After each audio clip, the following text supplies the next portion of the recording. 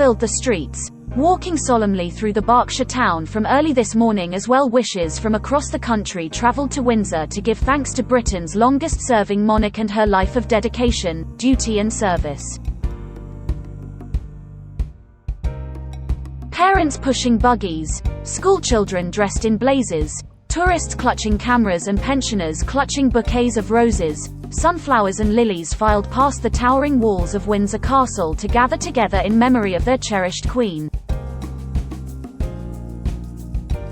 Nursery nurse Maggie Mullan, 60, and her husband Martin Mullan, 58, travelled from their home in Chertsey, Surrey, to lay a bouquet in front of Cambridge Gate.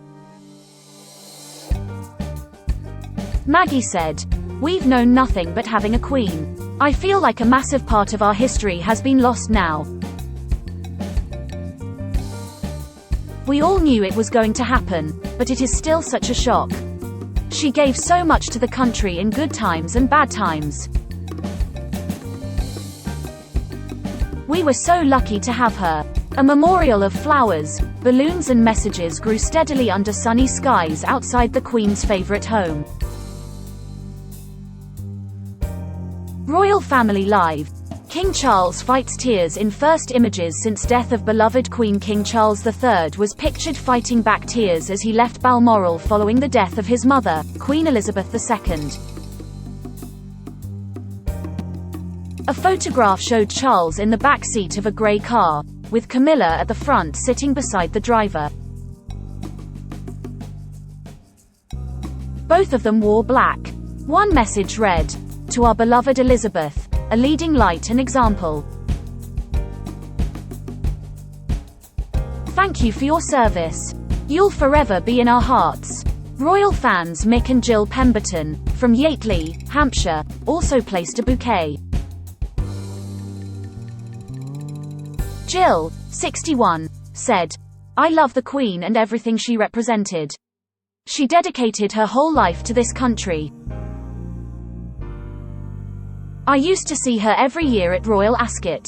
She would drive up the long walk and I would move up and she would wave to me, which felt really special. She represented stability. You feel like you've lost a family member in a way. Although we all knew this was going to happen, it was still a shock. It's a big loss." Retired British Airways engineer Mick, 68, said, "She's just been with us for all of our lives. It hit me so suddenly that she is not there anymore." Student Keely Crothers, 41, travelled to Windsor from Portsmouth to lay a bunch of white roses in honour of the Queen. She recalled visiting Windsor to celebrate the Queen's Platinum Jubilee in June when thousands of people across the country joined street parties and events to mark Elizabeth II's historic reign. Keely said, "We were here for the lighting of the beacon. It's surreal that 3 months later she has gone. There's an eerie silence hanging over the area. I wanted to pay my respects. She meant everything. I don't know a time without her. She was a strong and kind woman. She never put a foot wrong. No one can match her." Many of those gathered outside the castle described their shock at the Queen's passing, despite knowing the 96-year-old monarch had been experiencing episodic mobility issues. It was only on Tuesday the Queen was pictured welcoming new Prime Minister Liz Truss to Balmoral after meeting outgoing PM Boris Johnson. Vision therapist Sally Lucas, 62, from Alresford in Hampshire, said, "We were just devastated. I didn't expect to feel so personally bereft. She was an amazing lady who gave her whole life for our country. It's just incredibly sad." Others paid tribute to the Queen's ability to connect with her subjects.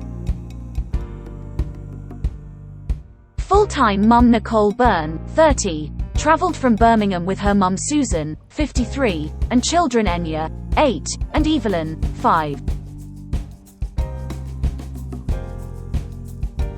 Nicole said, "We've never known anything different. As a woman as well, it was lovely to grow up with a woman as head of state.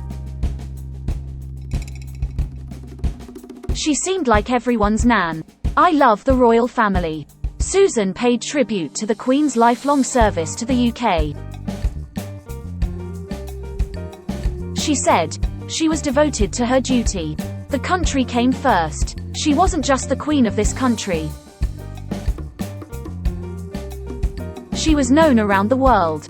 Many of those gathered were visibly moved by the Queen's death, standing in silent reflection at the gates of Windsor Castle. Retired Coleman's worker, Jack Clover, 86, from Woodton in Norfolk, said, "I feel sorrow.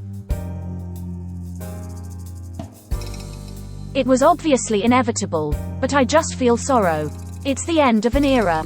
Chris White, from Harrow, a trumpet player who performed for the royal family with the Central Band of the Royal Air Force, simply said, "I'm overwhelmed." Wife Wendy, a retired teaching assistant, added, "You just felt connected with her. She made you feel safe. She made you feel part of this country.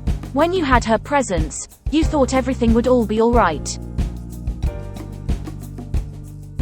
Teaching assistant Jane Eggleton, 56, from Windsor, said, "I feel devastated.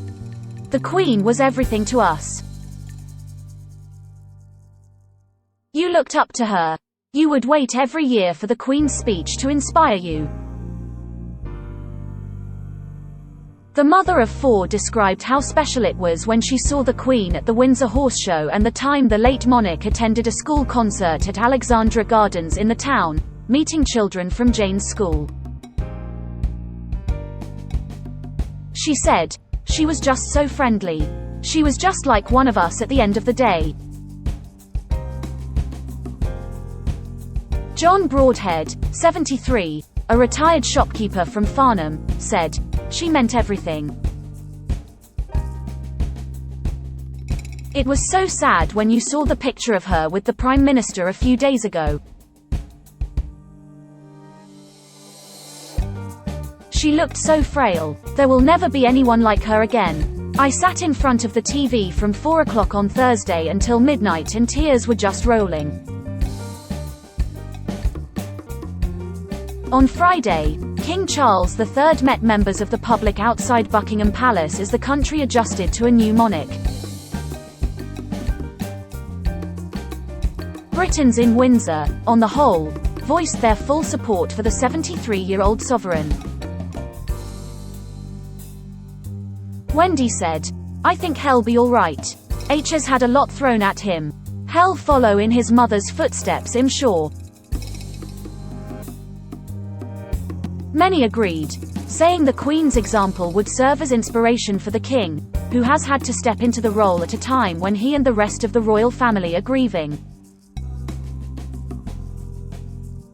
Jane said, "I hope he will rule in the same way as his mother. H has had her all that time as inspiration. But I can't imagine how H is feeling. It's a big step." Jack, who shares Prince Philip's admiration of Alvis motorcars, said, "You've got the world watching you, expecting you to be able to do the right thing. It must be extremely difficult under these circumstances."